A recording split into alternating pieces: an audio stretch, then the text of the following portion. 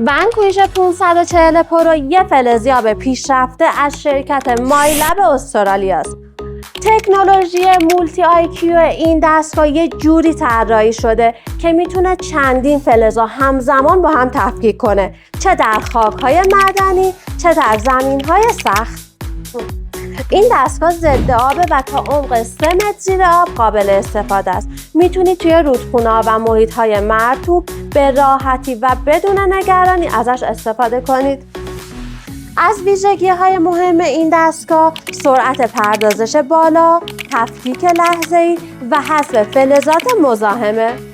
میدونی شخصی سازی این دستگاه یعنی چی؟ یعنی من خودم انتخاب کنم چه فلزی رو بگیره چه فلزی رو نگیره. بیا با هم امتحان کنیم. طلا، تشخیص داد، نقره، تشخیص نداد، آهن، تشخیص نداد و فویل. به همین راحتی شما میتونید خودتون انتخاب کنید چه فلزی رو تشخیص بده. اگه اطلاعات بیشتر این دستگاه رو میخوای عدد 40 رو واسم بفرست.